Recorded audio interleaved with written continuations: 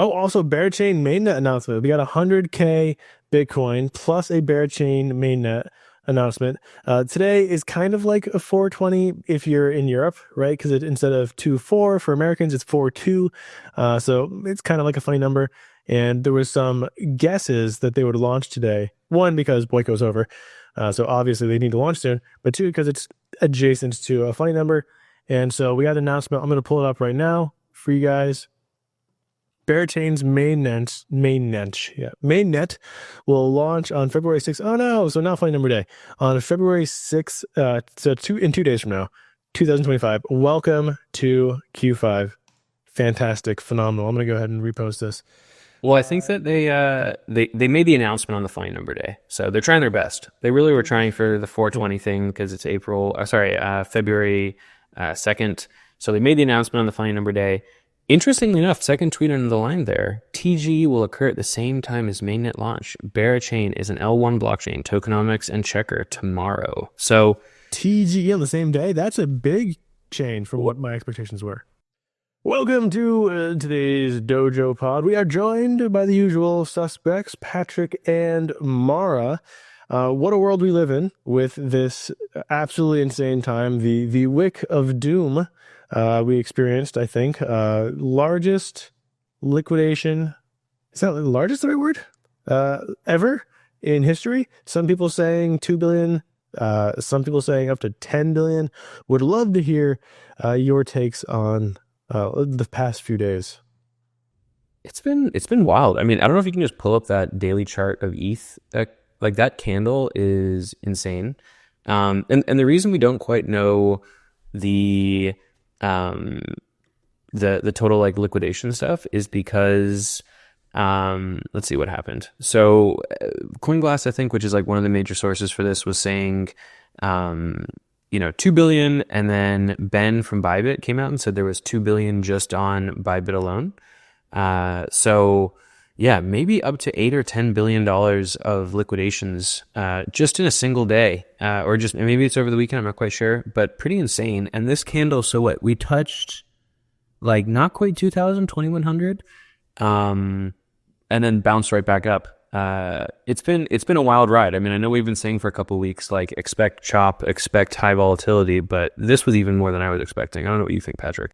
Yeah, this is more than chop. This is someone big getting carried out on a stretcher. That's 35% off the bottom of a daily candle? Is that right?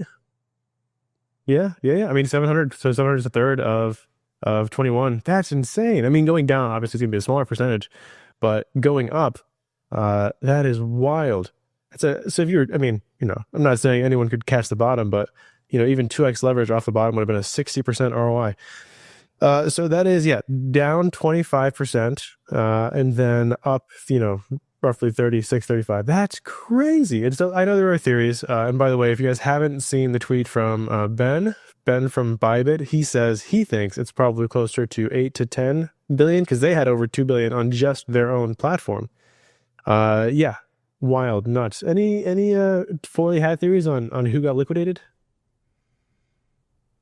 Or whose fault it was? Is it Scimitar Capital? I haven't heard. I don't think it's Scimitar Capital. I think that's a joke. Shout out to Thicky. I think the joke with that is that he has been very short recently for a long time, actually, especially alts. And so I think Scimitar did quite well, or at least Thicky did during this whole breakdown. In terms of like who might have been liquidated, I haven't heard any like kind of compelling theories on like actually who that might have been. I've heard European fund, I've heard fund somewhere in Southeast Asia, but who knows? Maybe we'll never know. But definitely I was close to getting liquidated. Pretty wild. It's terrifying. Yeah. I mean, we were joking about using leverage last week. This is the harsh reality of it, right? It's kind of like you really have to be on edge. It can be pretty brutal out there. It's all fun and games when it's going up, but if you're leverage long and you get a wick like that, I mean, you can get carried out on a stretcher, as many people did. Yeah, that's like what I was saying is, to me, it's something, if you're knowledgeable, you're really tapped in, there's a few opportunities a year when I see a chance that it makes sense. I understand there's other things you might use it for, like you're borrowing stables and you're farming them or something like that. But as far as people actually say entering a 2x long, like if you could catch the bottom of this wick, now, it's tough to catch a falling knife, but if you were able to catch that, that might have been a time to use it. But yeah, dangers of leverage. I know some very smart people who got taken out on this because they were over leveraged. Yep. I do know there's quite a few people. Though I was just gonna say there's a few people that I know who like their whole trading strategy is just buying like massive market shocks like this. Like they just only allocate a couple times a year, maybe like, I don't know, 3 to 5. And when there is like some massive market movement to the downside, they just like, that's when they try to buy. And then they sell off when people are getting like a bit excited. Like I wish I could be that disciplined. It always to me feels like there's just like so much crazy things going on, in terms of like stress, emotions. So the people that can be disciplined enough to like, buy bottom wicks like that or somewhere around there and then like sell off when people are getting excited, hats off to them. I do think it's an interesting question, like how DeFi and crypto kind of like held up, right? ETH, for example, ETH mainnet, the fees, like the GUI was like up in the 800s. I mean, it was like, pretty much impossible to get a transaction across without hundreds and thousands of dollars of gas. So that was pretty brutal. I avoided mainnet, during all this craziness. I was actually like on Solana, like transacting. And to be fair to you, Patrick, and all of the soy boys out there, it was pretty smooth and pretty silky. I did not have any issues whatsoever. Wasn't really spiking on gas. I was also messing around on Hyperliquid. That was also very easy to use, like no issues at that point as well. So I don't know, maybe I'm reinforcing some of the points you've made on previous pods, Patrick, but I would say execution wise, mainnet was pretty much unusable. There was like just everyone trying to like, I don't know what they were doing, like, adding collateral, moving around positions, maybe they're buying, whatever the people are doing. And that was not a good user experience, but Solana and Hyperliquid were good user experiences. So yeah, I don't know. Were either of you guys transacting on Sunday when all the craziness was going on, and what was your experience of it? I tried to use ETH not unsuccessfully, but very, very painfully. Like I said, I had a couple positions open on Aave that were leveraged. I mean, I don't do high leverage. I do low leverage though. So I was about 2x leveraged on my longs over there. And so I could suffer maybe another 25% drop, which, might sound like a lot, but when you just saw a 20% drop, and I remember times like during the last bull market where we had, I don't want to be drawing on this, but where we had absolute insane drops off the top. So I thought, hey, it's possible. Let me try to do something about my positions here. And yeah, $800, $900 to like swap collateral or like change the debt. And that was just incredibly painful. I only had like $500 of ETH as gas in my wallet, so I couldn't do it. And the feeling of being trapped in a potentially liquidatable position is horrendous. So shout out to CowSwap, because in my moment of crisis, I happen to have some alts in my portfolio, nothing crazy, but like, a few $1,000s of alts on mainnet. And so I went over to CowSwap, and they take the gas out of like the end result. So if you're selling $1,000 and gas costs like $500 to do it, they'll give you $500 worth of the end result, and you pay no gas, which is really, really nice.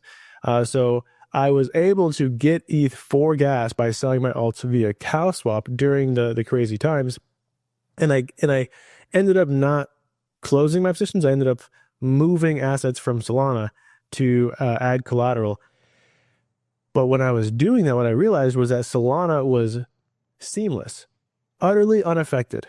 So Ethereum mainnet, I'm not going to mention them, but some of my favorite DEX aggregators were totally buggy, not working. I would type in the contract address of my assets, which were not super rare assets or super rare alts, by the way, and they wouldn't populate, they wouldn't work. It just like nothing was functioning the way it should. And then I go over to Solana, smooth sailing. Everything was functioning perfectly. Gas costs were incredibly cheap. So I will say, stress testing, yes, Trump was definitely one of the major stress tests. So was Melania, but the crash of the weekend, whatever we're going to name that, we can call it the tariff crash, right? That was another stress test, and I think Solana was the clear winner in my opinion there. Well, what have I been saying with all the meme coin activity? I said it was a great stress test for the network, or they're forced to improve the network, make it more resilient. Now, I think Ethereum's, I'll take the other side, right? Since you did, I'll take the other side of our usual argument. In fairness, Ethereum's in this weird place where there's still a ton of activity or a ton of liquidity locked up on mainnet. But if you believe in the roll-up centric roadmap, like eventually that liquidity activity would move to rollups, and this would be less of an issue. I barely transacted on Sunday. I had a couple alts. I was already mostly in stables. I had a couple alts that as soon as the trade war news started to break, I liquidated. My mentality says if you're going to panic early. So so I had a couple alts I liquidated. But otherwise I kind of just sat on my hands. I obviously wish I had longed the bottom, but despite what I said before, I generally try to avoid catching falling knives. And I'm sure it's over. I mean, I don't think we get another day of big liquidations, but I'm not sure the dip is over. Well, let's try, but go ahead, Mara. Yeah, I mean, that's an interesting discussion if this is over. I will say, I have actively been trying to get long volatility. Steve has pulled up a great chart here, which is JLP, and how that weathered. This has been one of my plays in terms of like how to get long volatility. I've also been in some of these other counterparty vaults. So there's like JLP, there's the DYDX one, there's the Hyperliquid one. I've also have just a few small, I wish they'd been bigger, but like Sol USDC and ETH USDC pairs. All of these things, on a day like that, did fantastically well. Like just amazing amount of fees on LP positions on these counterparty vaults. So hopefully, I mean, I don't know if I can, like, my heart can take much more volatility, at least to that degree. But, those kind of positions seem to have done really well. JLP as an asset, amazing. I mean, I think it actually closed on Sunday in the green. Like, it definitely wicked down. There was a lot of people that I think, similar to Steven, were liquidating positions to add collateral to different places, forced out of JLP positions. But so it had a pretty big wick down, not nearly as big, obviously, as something like ETH, but I think it did actually touch, like $4 maybe, something around there. And then it popped back up, and I think actually closed the day in the green, which is fantastic. I know we talk about JLP a ton on the show, and I hope folks, don't get tired of it, but in these kind of market conditions where like a tweet can shift the market so dramatically, and we've had a few of them, right? We've had a few of these things.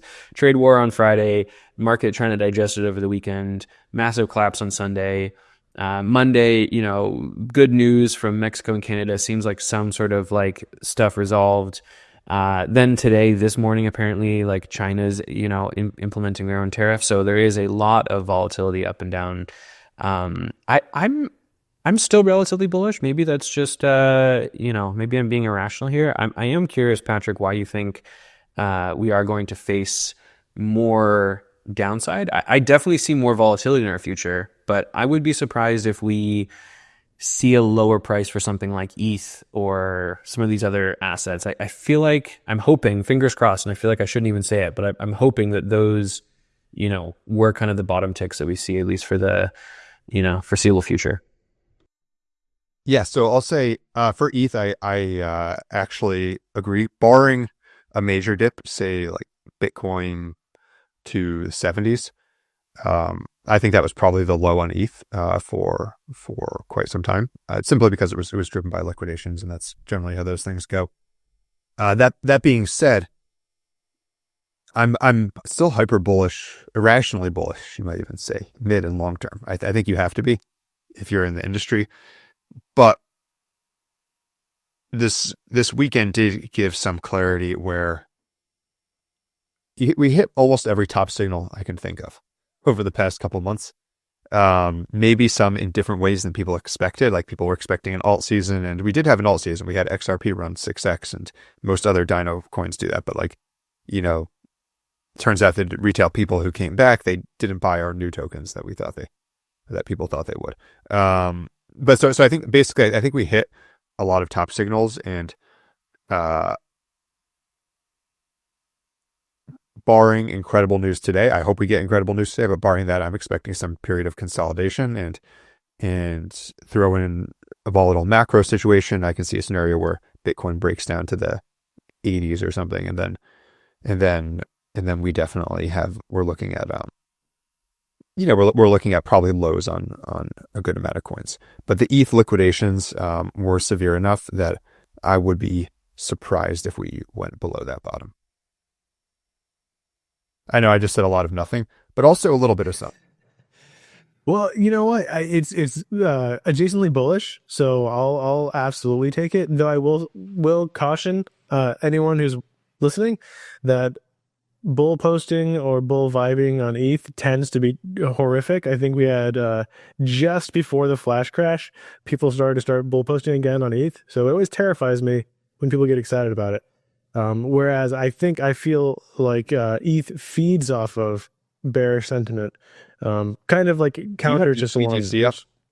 What's that? Do you have no, ETC I refuse. Do you have I'm not going to pull that up. You refuse. It's back to a lot after the Eric Trump tweet. It's probably a little better. Yesterday, point it was back to where it was before.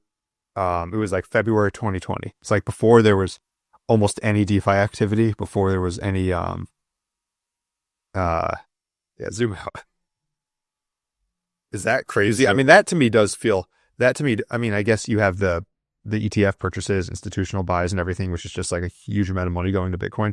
To me, this does feel like a bit of a mispricing. I mean, it was at this price in the beginning of 2020 when there was, 1% of the activity on ETH that there is now. To me, that feels, maybe, but it's so hard to know. That being said, like you said, it's tough to know with vanity metrics, and I mean, in fairness, this chart doesn't look exceptional. I mean, it is arguably a strong point of support, but yeah, he knows. It's down only for 3 years, so keep that in mind. Don't think this is a small chart. This is 3 years worth of downward action. There are so many different things that could be one of the many causes of this. Like ETH is inflationary and certainly slightly more inflationary. There are yields that come out that incentivize selling of this. You could compare it to mining, but it's just not quite the same here. There's also different liquidity structures. I will say, like on-chain liquidity, which is a ton of the ETH liquidity, tends to favor ETH weight versus USDC weight. So I think for every dollar purchased of ETH, there's less on-chain price action or price movement or price impact than a dollar sold. I mean, really, there is just so much going into why this chart might be pitiful. And yeah, we don't need to exhaust ourselves, but we can stare at it. Do you agree with people who say that it had to drop so it can go up even more? No, I don't agree with that at all. Who knows? But I will take the bias that whatever narratives and fundamentals are out there are probably somewhat baked into the chart and its trend, and it doesn't look great. But let's hope it reverses. Speaking of with these, speaking of bullish catalyst for ETH, though, just because that was so painfully brutal looking at that chart. We did have a bull poster, maybe a new entrant into, the ETH game. Maybe someone bringing the animal spirits back. We had Eric Trump, who bull posted. I can't remember exactly what he said. It was something like, "Looks like a good time to buy ETH. Thank me later."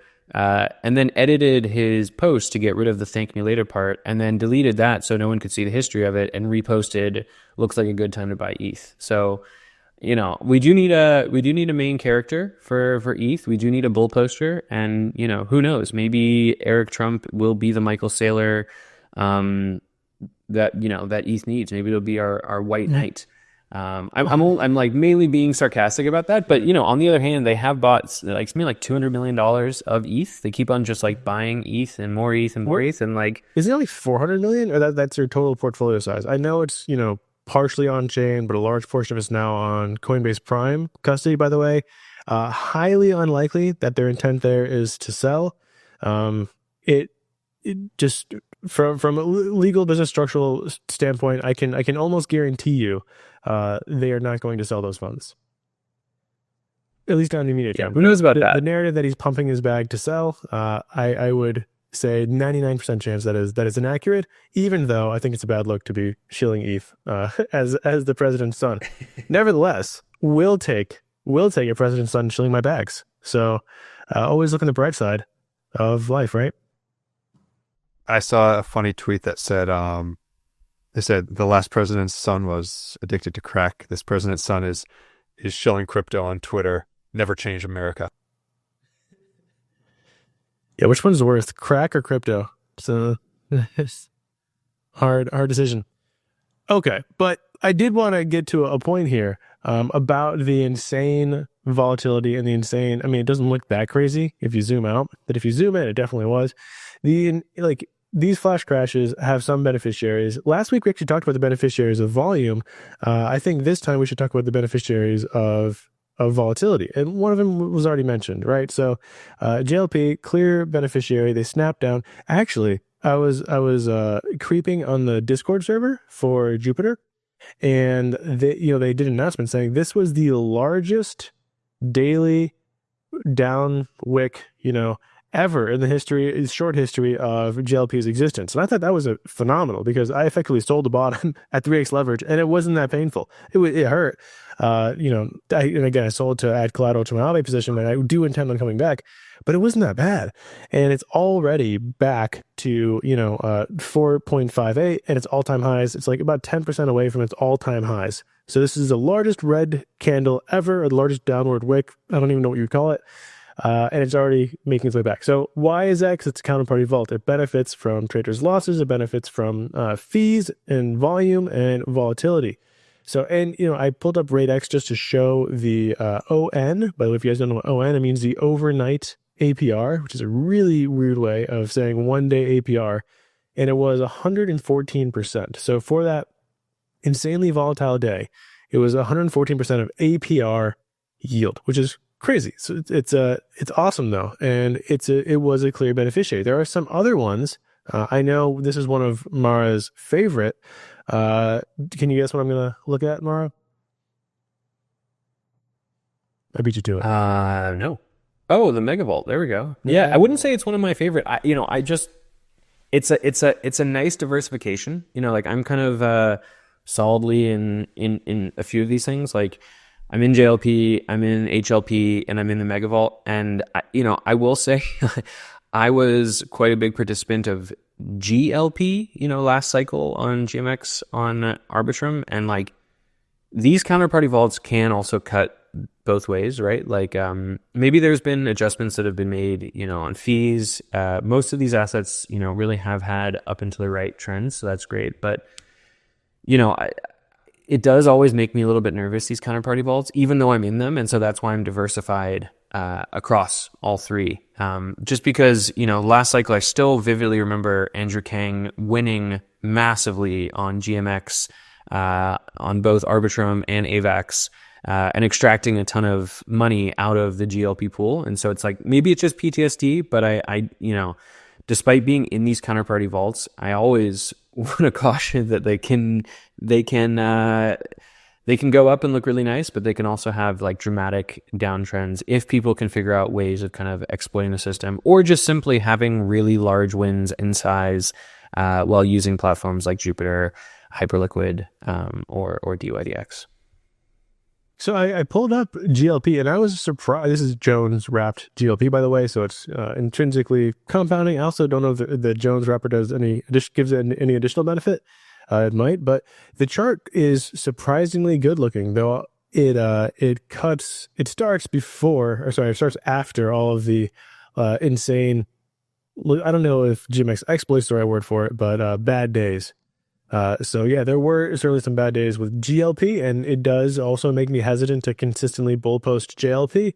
I want to believe this one's different, and in my heart, I hope it is. But you're right. There are big risks to being counterparties, especially if you sporadically end up having winners. So we want people to be leveraging on Jupiter that are not good traders, and we want to be right in our own feces. But there were some other winners too. So you mentioned Hyperliquid, which I have right here. There are two things that I want to talk about, but I'll let Patrick jump in first. I also want to talk about the fact that GMX has jumped over to Solana, but we'll do that next. First, Patrick, Hyperliquid was one of the winners of the crazy crash. I think they had a green day when in a sea, no, not a sea, an ocean of red. Why? What do you think is going on over there? Well, I've actually heard some information about what's going on. But yeah, basically, it didn't drop below $20 as far as I saw. Ended up green on the day. I was trying to buy some under 20. Not only did the price hold up, but it performed exceptionally well throughout the day. I think it's a sign of things to come, where you now have on-chain products that are on par with centralized exchanges, and yeah,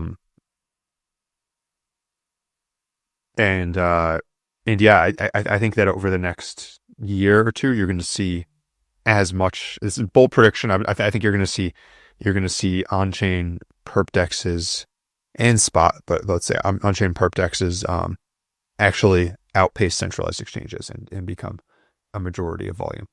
Bold prediction, because it's only at about 10% right now. And what, well, so far, 80% of February that is Hyperliquid? Jupiter's got a good amount as well. I don't know the exact percentage of how much is Hyperliquid. Let me see if I can find it for you real quick. But it has actually been over 50% in February so far. Yeah, it's 60%. Jupiter's like 12.5, and then there's a bunch of smaller ones. Yeah, so it's actually been like over 50%. The perp dexes have been over 50% of perp volume in February so far. So I don't think that's going to stay in February, but I think that in like a year, that's what you're going to see consistently, where most activity is actually happening on chain, because you've got a product now that's performing on par with centralized exchanges. Now, one thing I will say also is, without divulging too much, is the people who founded Hyperliquid are like renowned market makers, and no, like it's like a couple people who like the literal founders. Maybe I don't know if there's a jump connection, but like the people. I was kidding. Yeah, There's okay, and they yeah. So like they're actually like were like that was what they did, and they use fees for buybacks. So I think they, for example, are good at timing that. You can look at like the buy wall at $20. You can look at how it held up during the crash. I think that they've been able to strategically use those funds to support the price.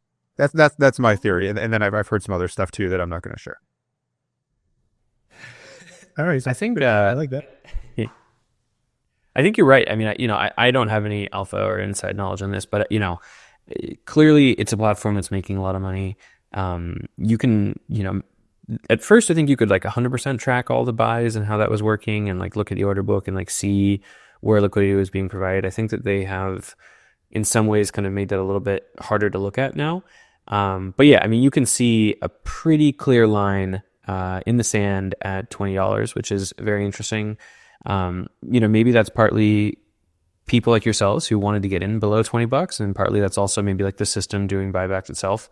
I also think, we've heard some bullish catalysts coming up. I think Hyper EVM is supposed to come out sometime soon, maybe even this month potentially, which would be very interesting. They're going to build out their own layer one, like they're kind of moving from being a so-called like L3, because this is like an L3 on top of Arbitrum essentially, to being their own L1, which I think is for successful products like this, probably something that we see quite a bit happening, like transitioning from being an L2 or an L3 to being their own chain. It just kind of makes sense because the valuation that you can bring in is just so much higher, and also the control you can have over your system is also so much higher. You don't have to deal with the gas fees of what we were talking about on ETH mainnet, then translating up to Arbitrum, which also had very high fees, and then pushing up to something like Hyperliquid.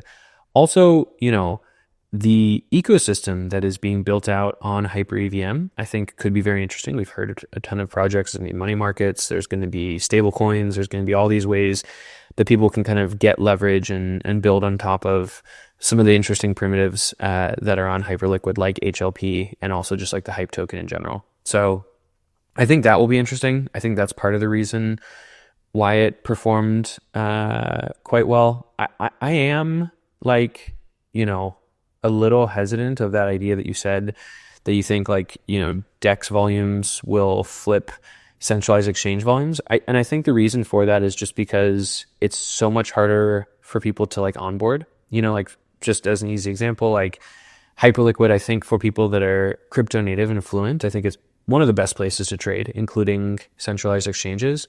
But like, of course, they aren't doing KYC. There are a lot of like things that are related to their business practice that don't follow the laws of, for example, the United States or other places. And so they can't just like easily tap into, a retail market, a broad retail market of people in the United States and people like Europe and stuff like that. They can't just put an app on the App Store the way something like, Phantom Wallet can, or Moonshot, or I don't know, some of these other things because of the perps. And so, I think Hyperliquid hopefully will continue to be a great place for people who are kind of more read in to crypto to go and use and to trade, and the execution is great, but I still have not got a great idea in my head of like how they break that big wall of, broader retail adoption, the way people in other countries can kind of just go on the App Store, download the Binance or the Bybit or whatever it is, app, put their information in there,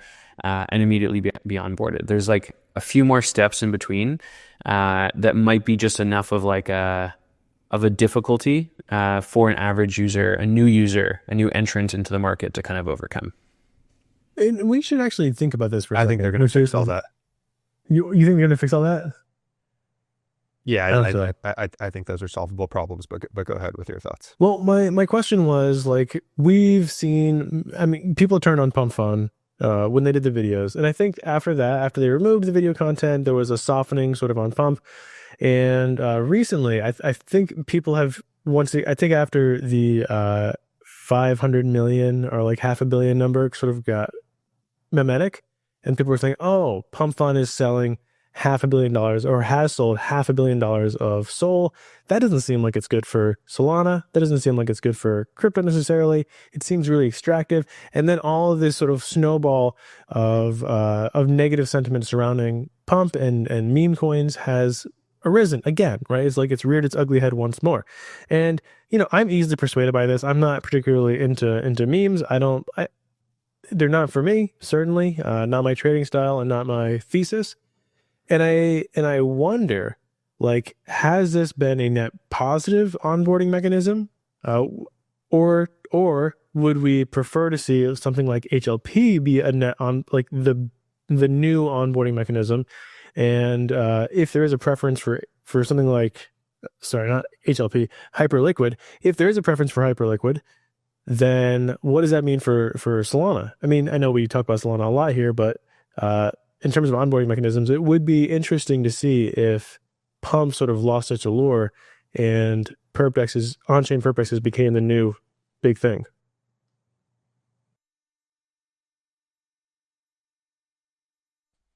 That is an interesting point. Is I guess more broadly, do perps compete with memes? Because both of them, in a way, are offering the promise of very high returns. They're also extraordinarily high risk. You could argue about which one's higher risk. Probably perps, at least on high leverage, are higher risk because you can get liquidated.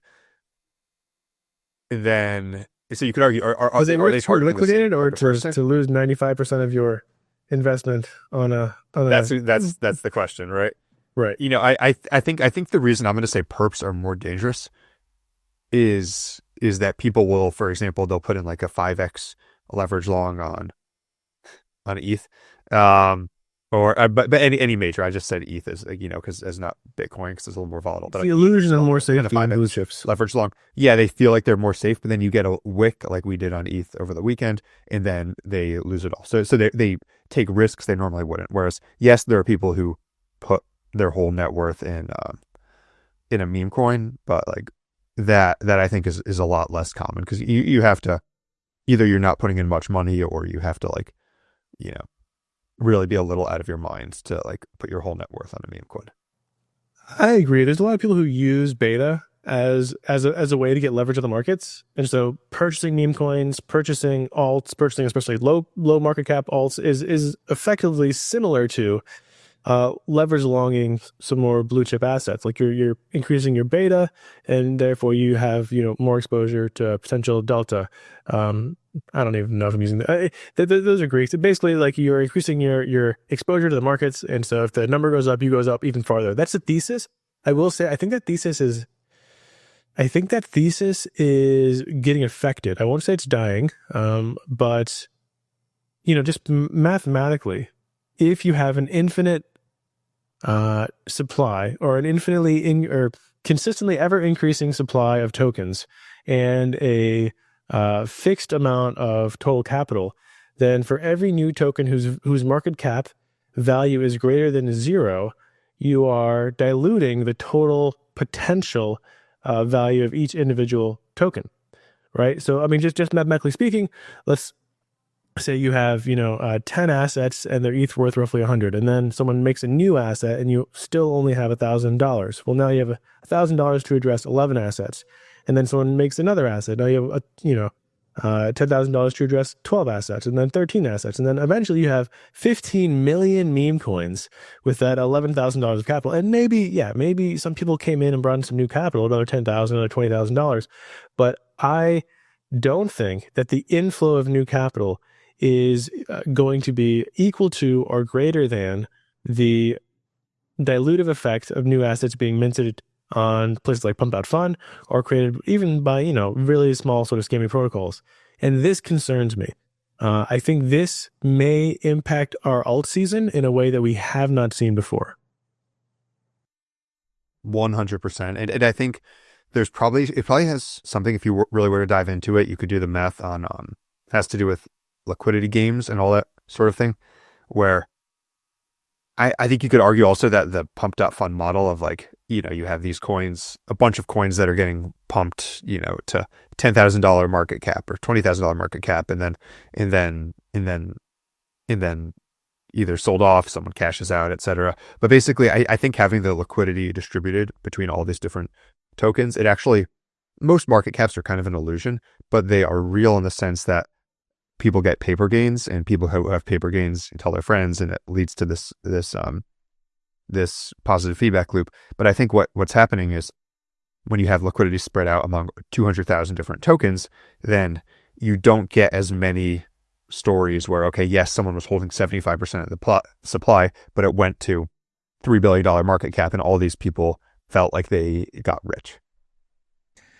Yeah, it's an interesting question, which one is more attractive. I think the answer is they're just both, right? Like, they're both hyper gambling, you know, whether it's perps or whether it's meme coins. Of course, also there is the crossover between the two, where you can trade perps on these meme coins. There's a lot of that happening as well. So, you know, it's like, I think maybe one's like slot machines and one's like roulette. I don't know. I feel like they're all kind of a similar thing. It does feel, you know, very extractive in general. Obviously, there's some people that do this, you know, and put a lot of thought and effort into it. There's a lot of people that are just kind of mindlessly pressing buttons and like hoping to hit the lotto kind of thing. But I do think it's important for us to mention, you know, just how well DeFi as a whole stood up through all this volatility. I mean, this was a major event that happened in crypto, the biggest amount of liquidations, you know, and to be honest, the systems are very robust, right? I mean, we saw, for example, Aave, I can't remember the number exactly. I don't know if, Steven, you have the link up, but 210 million? $200 million of zero bad debt. $210 million in liquidations. Yeah, no bad debt. Compound also processed a massive amount of liquidations as well. Camino, like a lot of these big money markets, this is happening at scale where there are a ton of liquidations happening on chain. There's a ton of congestion that's going on, but so 95 million for Compound, and yet these systems are robust. They're dealing with these massive stress tests, and I think it's pretty amazing to see. So I think that's great. Also, another just little note: and beneficiaries of liquidations. I mean, we talked about the JLPs of the world. We talked about the mega vaults of the world. But what about stability vaults, right? Liquidity V2 was, I think, the unexpected major winner. So stability pool participants in Liquidity V2 made multiple percentage ROIs on their stablecoin deposits, bold deposits, overnight. And so if you look here, I think they might be keeping these one-day APRs up just as vanity metrics, but these are the 24-hour APR for people who had deposited their bold Liquidity V2 stablecoin into the stability vault of wrapped staked ETH and ETH, 1,154%. So that's a roughly between 2 and 3% daily ROI of the stablecoin deposit, and then here 103%, so roughly a 30 BIP daily ROI. And Amar, I know you may know a little bit more about this than I do, but can you explain sort of how these stability vaults work or function? Yeah, so I think basically the way it works is users are depositing their stablecoins here. In this case, this is Liquidity V2, so it's bold. And then basically what they're doing is they are accepting to receive some of the underlying asset at a discount. So whether it be wrapped staked ETH or RETH, when the liquidation is happening, they are receiving part of the liquidated funds if there's a fee related to it, and they're receiving a discount for the bold that they're giving up. They're receiving an ETH derivative on the other side. So this is part of the system where they can make sure that Liquidity as a whole doesn't have bad debt. These types of pools can be a little bit risky because you are kind of playing that junior tranche. It's not exactly like a junior tranche, but it's a similar idea where you as being part of the stability pool, you are kind of potentially putting yourself on the hook for picking up any bad debt or any kind of bad liquidations that happen. But in this case, when you have a robust system like Liquidity, and there's a few of these other ones that worked out quite well as well, you're also receiving a ton of upside, right? I mean, people who, this is a relatively new system. I know some people who deposited bold, just a week ago and picked up multiple % ROI being in that wrapped staked ETH pool. So, sometimes taking that additional risk, playing the role of that counterparty, can have an amazing amount of upside as well. Yep. Yeah. We both know some people in the dojo who ate very well. So they were in the bold LPs because, we like the Liquidity team. We talked to them for a long time. I think it's Bojan. He's been in the Discord for years now. I mean, he's sort of one of the DeFi dojo OGs. Anyways, so people were in those LPs and they ended up getting highly discounted wrapped staked ETH, highly discounted ETH. And they're very, very happy because, it spiked down. There were some liquidations. The stability pool purchased these discounted ETH, sort of even under those downward spiked prices. And then, of course, we saw the next day ETH went way up. So they really did very well if staying in those positions. But, of course, one of the risks being here is in the event of those liquidations, which are very rare, by the way, you may end up swapping your collateral, or your deposit, your stability pool deposit bold for the liquidated collateral. So either wrapped staked ETH or ETH, even if you're purchasing at a discount, if the price continues to go down, you could end up with some principal loss. If, you end up buying ETH at a discount, but then it goes even below that discounted price, that could, be a rough day for you. So do keep that in mind. There are some risks. Now, I will say, staked FX USD does not work like that. You would not end up purchasing bad debt collateral, as far as I understand. But they also did very well. So, I have to sort of eat humble pie here. There were liquidations on FXV2. Now, I've said before, they have liquidation protections, and they do. That is true. And as far as I understand, no one who had leverage under 4 or below, or even 4, below 4 or 4 or below, got liquidated. It was like people who were 5x leverage or higher. And, granted, I do know FX said they're not going to, you're effectively liquidation protected. They're going to rebalance, and you shouldn't get liquidated only in extreme circumstances. Well, it turns out that a 25% wick in a couple of hours does constitute one of these incredibly rare situations. So there were some liquidations. Now FFX is going to give out some FXN tokens to the people who were liquidated, but they were liquidated at an LTV or LLTV of 95%, which means effectively, even if they weren't liquidated, their principal was still only worth 5% of their initial. They would have been down some ridiculous amount regardless. So if you're 5x leverage and there's a 25% dip, your principal is effectively worth nothing either way. So all this is to say that I think the FFX, even though they themselves are being very humble and saying this is not, it's not good. We like to say that we're liquidation, protected, but we do see them in extreme circumstances. Even though they're sort of being humble, forward facing, I think the mechanisms held up incredibly well. The 3x leverager people were fine. Most of the 4x were also fine. Very few liquidations, and they're doing compensation program. But the stability pool did very well. So it's going to be around 36 to 38% APR the coming week when sort of all the dust settles and those APRs are paid out. I know that was a mouthful. Patrick, do you have any thoughts on any of this? No, I'm just learning like the audience here. All right, good. So it was, for me, it was one of these out of left field beneficiaries of the liquidation cascades, of sort of the volatility, were stability vaults. And there are a few of the other ones. Check them out. Liquidity's going to have a bunch of forks. I think this is going to be kind of a season, potentially. So they're coming to Hyperliquid. Hyper EVM, I think is the name of the chain, right? And then they're also coming to Berachain. Now, I think, Mara, you may know a little bit more about this than I do, about these emerging ecosystems. But from what I understand, these forks are going to pay or provide some incentive to bold holders or stakers. So it just provides one additional benefit for users here. I think it's a pretty interesting model that Liquidity V2 is taking. We see a lot of protocols who are very kind of tribalistic, saying use our protocol, don't use anyone else's, and try to kind of keep a very close rein of what's going on with their code base. Liquidity V2 said, we built this, amazingly powerful, system. We learned a lot from what we had done previously. And, they have this immutable system, which I think is, super interesting. They're trying to build this system where there's yield that's sustainable. Everything's on chain. It's kind of seizable. It's not you can't freeze these assets.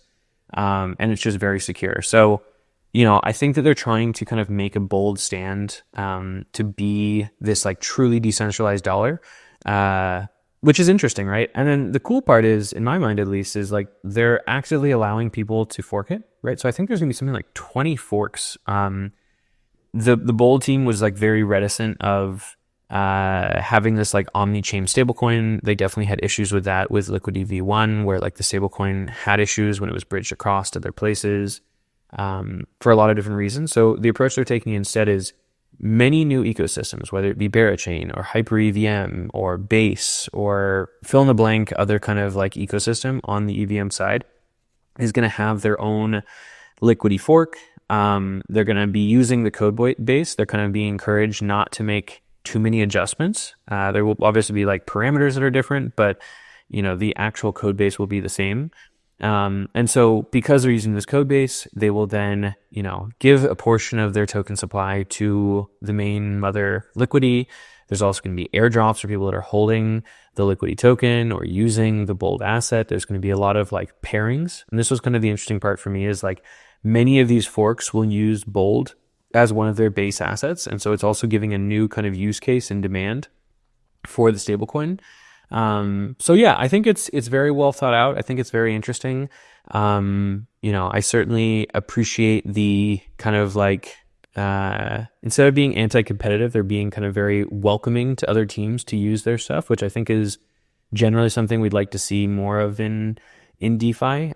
So yeah, people who are already using this made some great returns in the liquidity. Sorry, the vault over the weekend, and if we continue to see volatility like I expect we will over the coming months, it may continue to do so.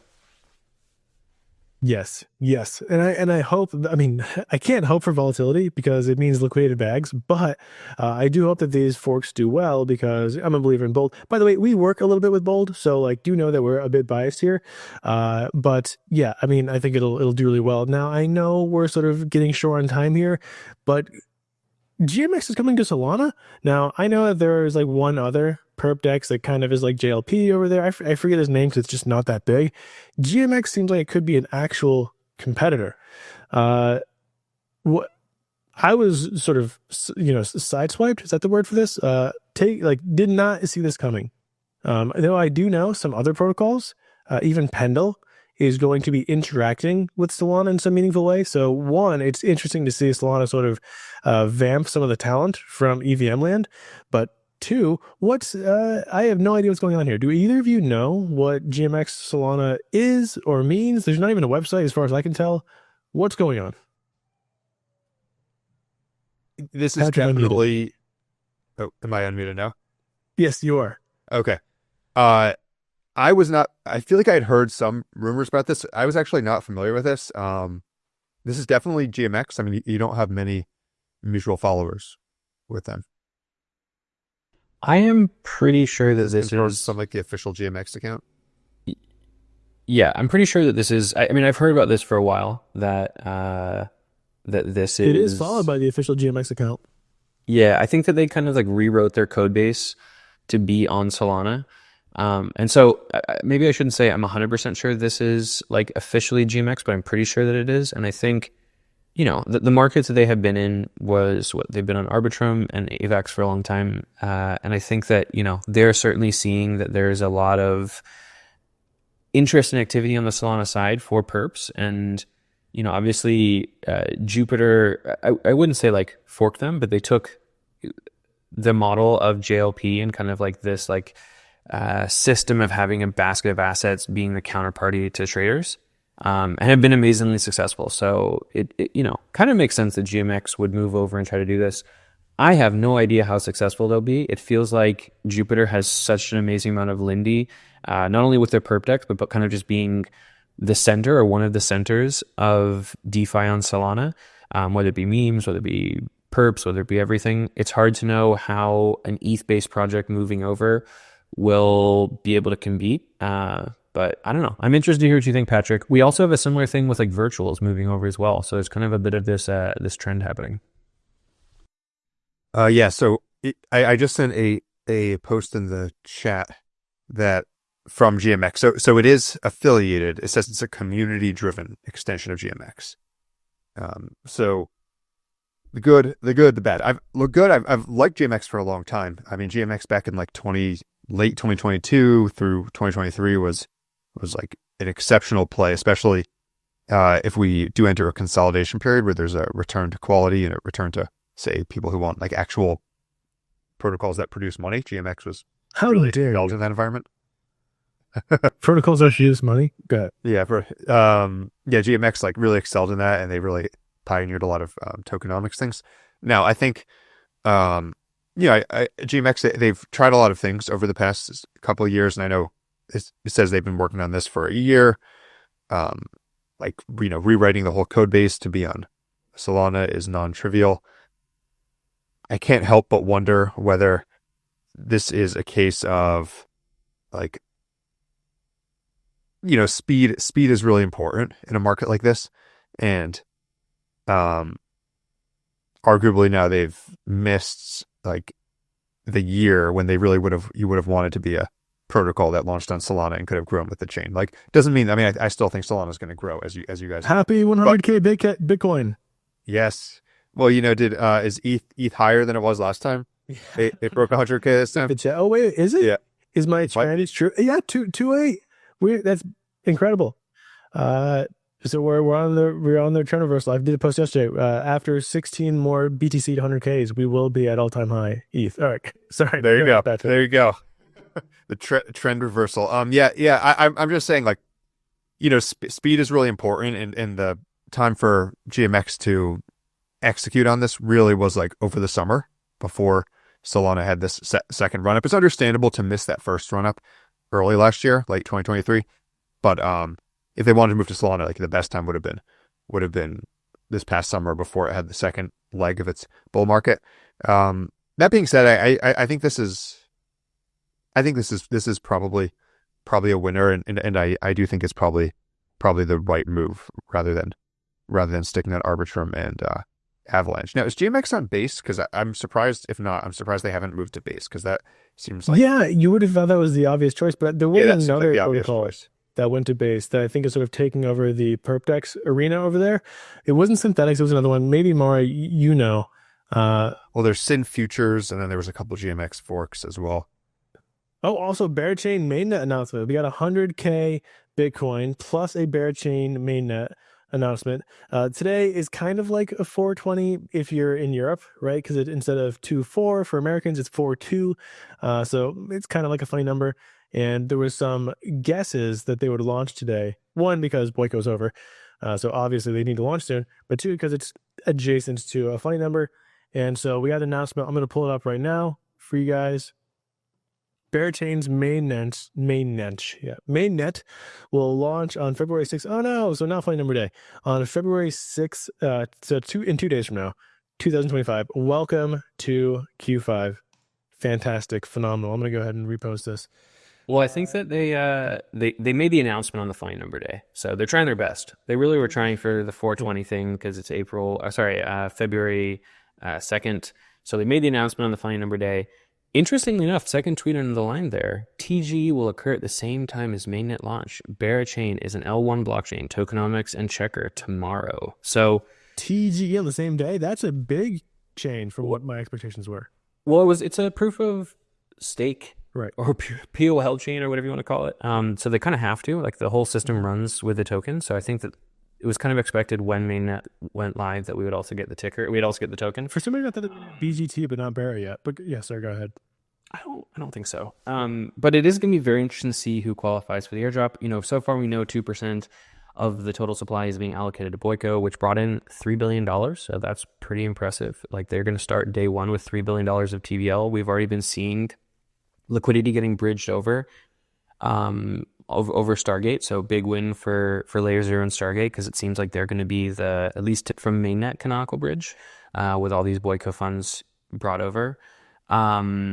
I wonder, there's so much to speculate on this. Number one is, like, who's going to get the airdrop? I think we obviously know a lot of NFT holders are going to get airdrops. Like, some of these NFTs are trading for hundreds of thousands of dollars, maybe even millions. I'm not really quite sure. So that will be interesting to see. Is it just going to be NFT holders that get, the airdrop? How much of an airdrop is it going to be? That will be very interesting. Also, will they reward, like, other users? I think that could be, interesting as well. I don't know exactly who the target audience would be, but, like, maybe theoretically they could try to, like, reward users of L2s or God knows what. I don't know. I don't think we've heard any info on that. They're going to do it. Adam and Tia stakers, the most like that. That's right. Yeah, I don't think it's going to be that, but I kind of think they might try to do some other airdrop. That being said, Smokey has been pretty negative on, like, just broad airdrops to users. So who knows? We have heard, like, no alpha on this, or at least I haven't. Like, they've been amazingly tight-lipped about how all these things are going to work. So that's kudos to them. I'm also just genuinely excited about the launch of this chain. We've heard so much hype about it. There really is, like, a whole ecosystem of, like, teams that are being built out. I've talked to a ton of them. I think there's going to be a ton of interesting stuff to do next week. We may even, just a little bit of alpha for folks, we may even have a special guest on the show next week who can kind of walk us through everything and tell us what's going on. So that'll be very exciting as well. But yeah, I'm excited for the fake chain to finally become, maybe, we'll see in 2 days, the real chain. A real chain. So yeah. And I mean, so one of the benefits of being like a chain sleuth is that you would have seen funds moving over to Berachain over the weekend. So if you're in the dojo, or I mean, even if I don't know if Patrick, if you were talking about this, but you would have been aware that things were happening on the legendary backend. You could see funds moving from Boyko, from these pre-default vaults, into actual places. And so it's really cool to see this announcement. Now, I will say, if you were a Berachain NFT holder, it looks like crypto jar David Sachs has said that NFTs and meme coins are collectibles, not securities. So this is, I mean, of all the things to get more excited about, I guess NFTs and meme coins may not be super exciting for us, but they are certainly exciting for a lot of retail users. And so this is at least some regulatory clarity on things that affect a large number of users. And so I think this is at least some sort of tailwind for crypto in general, and it's a indication of the sort of vibe that we're going to get from David Sachs. So I'll take this as a win. I wonder what how meme coins are defined. Aren't all these things meme coins? Like BTC, arguably meme coin.